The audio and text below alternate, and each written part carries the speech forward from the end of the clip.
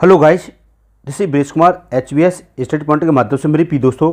आज 3 मई है और आपको पता है आपके जीवन से जुड़ी हुई कुछ इन्फॉर्मेशन है जो मेरे बहन भाई TGT PGT असिस्टेंट प्रोफेसर या DLED कर रहे हैं या UPPCS की तैयारी कर रहे हैं या CSIR नेट या UGC नेट दे रहे हैं, उनके लिए इन गुड न्यूज़ है, इन्फॉर्मेशन है। और आपको जिस तरह से गुड न्यूज़ है, कुछ ऐसी हैं जो आपको चौंकाने वाली न्यूज़ हैं।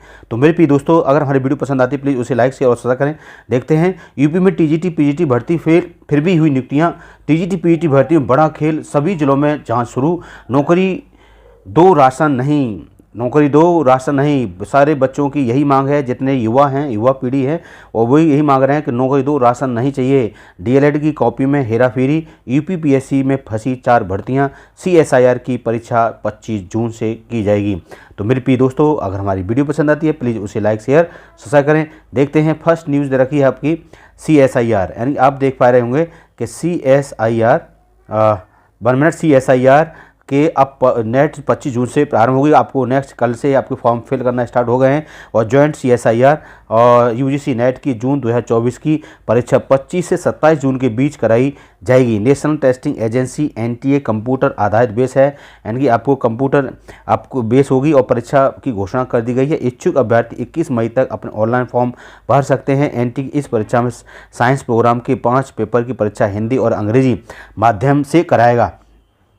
क्लियर फ्रेंड, आपको हिंदी में होगी और अंग्रेजी में दोनों माध्यम में कराई जाएगी। NTA के वरिष्ठ अधिकारी ने बताया है कि परीक्षा में रसायन विज्ञान, पृथ्वी वायुमंडली और महासागर और गृह विज्ञान, जीव विज्ञान और यहीं पर गणित विज्ञान और भौतिक विज्ञान के पेपर शामिल हैं। और 3 घंटे की इस परीक्षा में 200 अंक के बहुविकल्पी प्रश्न और MCQ पूछे जाएंगे। क्लियर फ्रेंड, तो ये इन्फॉर्मेशन थी। वहीं पर देखेंगे UPPSC शासन स्तर पर और 4 माह से लंबित भर्तियाँ फंसी हुई हैं, 5 भर्तियां फंसी हुई हैं। क्लियर फ्रेंड, और यहाँ पर देख पाएंगे उत्तर प्रदेश लोक सेवा आयोग UPPSC के वर्ष 2024 के कैलेंडर में लंबित 6 भर्तियां में से एक केवल पिछले 4 माह में शुरू कराई जा सकी हैं।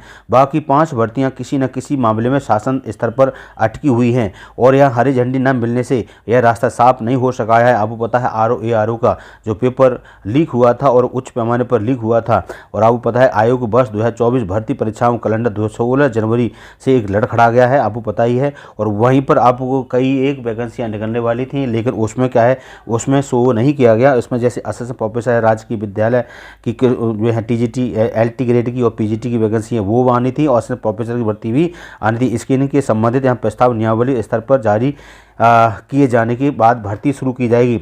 वहीं राजकीय इंटर कॉलेज में प्रवक्ता, सहायक अध्यापक, प्रशिक्षित स्नातक, LT ग्रेड खंड शिक्षा अधिकारी को लेकर कहा गया था कि शासन के समकक्षा के निर्धारण के बाद भी ये भर्तियाँ आयोजित की जाएंगी। लेकिन भर्ती आज तक क्या है, ये समकक्षा का एक विवाद है, पता नहीं आयोग का क्या मकसद है कि ऊपर से सरकार का कुछ इसमें है। राज्य अभियंत्रण परिषद परीक्षा के संदर्भ में आयोग की ओर से कहा गया था कि परीक्षा आयोग पाठ्यक्रम शासन की मंजूरी मिलने के बाद भर्ती परीक्षा कराई जाएंगी।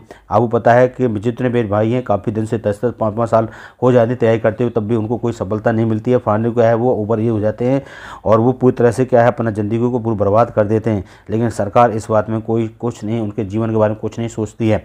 अब इसमें केवल सम्मिलित राज्य कृषि सेवा भर्ती परीक्षा का रास्ता साफ हो सका है। शासन स्तर से पाठ्यक्रम अनुमोदन आयोग को इस भर्ती का विज्ञापन जारी हो चुका है और इसमें ऑनलाइन आवेदन प्रक्रिया चल रही है। और इसमें अभी भी क्या है, इससे स्पष्ट अभी परीक्षाएं आरक्षित तिथियों के आयोजित की जाएंगी। कैलेंडर जारी हुए 3.5 माह बाद बीत चुके हैं और इसमें बाकी 5 भर्तियां तक फंसी हुई हैं, अभी तक फंसी हुई हैं। इस तरह से ये सारा देखा UPPCS RO ढेर सारी भर्तियां हैं इस तरह से APS वगैरह की।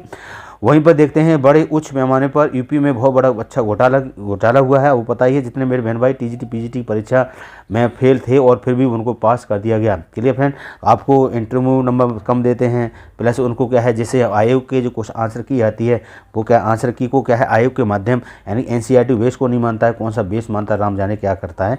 लेकिन इस लोगों को गुमराह किया जा रहा है, छात्रों को गुमराह किया जा रहा है और उनकी ओवर एज भी होते चले जा रहे हैं और काफ़ी पैसे खर्च करने पड़ते हैं और जो 10 या 20 लाख दे करके वो क्या भर्ती हो जाते हैं। पता ही कितना बड़ा फर्जीवाड़ा है। आयोग और अपना जो सरकार है वो थोड़े से उच्च पैमाने पर इसकी तैयारी तो थोड़ी सी चेक कराए और जो इसमें जो इसमें संलिग्न पाए जाएं उनको क्या कड़ी से कड़ी सजा दी जाए। क्लियर फ्रेंड, जो रियली में जो बच्चे तैयारी करना उनका नंबर आना चाहिए। अब प्रतिदिन क्या मेरिट बढ़ती चली जा रही है, बढ़ने का कारण यही है कि ये लोग क्या है जॉब नहीं लेने देंगे। तो यहीं पर देखा है फर्जी नियुक्ति पत्र में जारी कानपुर के अशासकीय सहायक प्राप्त एडेड माध्यमिक विद्यालय में ज्वाइन करने की सभी विद्यार्थी पोस्ट ग्रेजुएट टीचर और PGT trade graduate teacher TGT और 2021 में फेल हो गए थे, लेकिन उन्होंने क्या ऐसा पास करा के डीआईएस ने क्या उनको जॉइनिंग दे दी और जॉइनिंग मिलने के बाद भी फिर ये जॉब कर रहे हैं और तनख्वाह भी पा रहे थे। लेकिन अब क्या उन पर घास गिर चुकी है और ये पूरे उत्तर प्रदेश में क्या है जाँच, प्रत्येक जिले में जाँच का एक बिगुल बच चुका है। अब देखो क्या है कितना फाइनली हो सकता है इसमें तो पता चले। लेकिन यहाँ पर जो निवासी विनीता देवी मुजफ्फरनगर के भेंडरा, जो बंधु निवासी नितिन कुमार वाराणसी के कोयली डढोरपुर निवासी ऋषा पांडे मेरठ के मुल्तान नगर और आपका शेखपुरा निवासी ज्योति यादव और ये R12 रामलीला ग्राउंड हसनापुर के विनीता चौधरी शामिल हुए थे। इसमें ये सारे मेरिट में नहीं आए। इसमें सफल होने के वाले नियुक्ति दे दी गई है, जो उनको नियुक्ति दे दी गई। कुछ सफल अभ्यर्थियों को ज्वाइन नहीं किया गया और खाली रह गए पदों को इसके 2023 से प्रत्यक्ष सूची में डाल दिया गया है। 18 अक्टूबर 2023 को यह अभ्यर्थियों कानपुर के लिए फर्जी नियुक्ति पर जारी करवा दिया और ये सारी नियुक्ति भी दे दी गई। आप समझ सकते हो जो विद्यार्थी होनहार बच्चे हैं जो डीएडी में मेहनत करते हैं उनका तो सिलेक्शन होता ही नहीं है, वैसे ही दाएं से पकड़ के उनको क्या सिलेक्शन दे देते हैं। इसी प्रकार से अलग अलग पेपरों में अलग इधर रखा है, यहाँ पर रखा है टीजीटी पीजीटी में फेल फिर भी क्या है नियुक्ति पत्र जारी किए गए। तो आप समझ सकते हो कितने उच्च पैमाने पर क्या है घोटाला चल रहा है। क्लियर फ्रेंड, तो डीएलएड में भी कॉपियों का हेराफेरी हो रही है और करने बाद 3 प्रवक्ता निलंबित कर दिए गए हैं। और ये बात है आपकी जालौन, कन्नौज और डाइट के संबंध है ये और रिया की है, 3 जिलों की है। तो आप समझ सकते हो कि संवाददाता डीएलएड बीटीसी प्रथम तृतीय और सेमेस्टर अगस्त सितंबर 2023 में मूल्यांकन के अंक चिटों के में हेराफेरी के आरोप और जांच के बाद भी राज्य शैक्षिक अनुसंधान प्रशिक्षण परिषद सीएसआई जो आपका SCERT के 3 प्रवक्ताओं को निलंबित कर दिया गया है। इसे डाइट के प्राचार्य पुष्टि के बाद ही ये सारे चीज रखा है। तो क्या है निलंबित करने से क्या इनको कड़ी से कड़ी सजा दी जाए। जैसे जो बच्चे वास्तव में जो पढ़ते हैं मेहनत करते हैं उनको अब मेरिट नहीं आ पाते हैं और देखो फाइनली जैसे उल्टे सीधे पढ़ के और आराम से टीचर बन जाते। तो बताओ क्या इनको बच्चों को पढ़ाएंगे जाकर के प्राइमरी क्या है एक प्राइमरी एक्टिविटीज़ है और वहाँ से बच्चे आएंगे निकल के तो कैसे निकल के आएंगे आपको पता ही है। तो यहाँ हिंदुस्तान पेपर में एक न्यूज़ छपा है और सभी बच्चों की यही मांग है कि हमें नौकरी दीजिए, शासन बंद हो, राशन की ज़रूरत नहीं है, राशन हम खुद खरीद लेंगे, ठीक है, खुद खरीदेंगे हम राशन को। लेकिन नौकरी एक है इनकी सरकार और जो राज्य सरकार है और वहाँ पर हमारे जो आयोग है उनके क्या है सिर में कोई जुआ नहीं रेंग रहा है। लेकिन आपका जो बच्चे हैं उनको ओवर ही होते चले जा रहे हैं, चाहे आप प्राइवेट सेक्टर हो चाहे गवर्नमेंट सेक्टर हो, वहाँ पर नौकरियाँ कम होती चली जा रही हैं।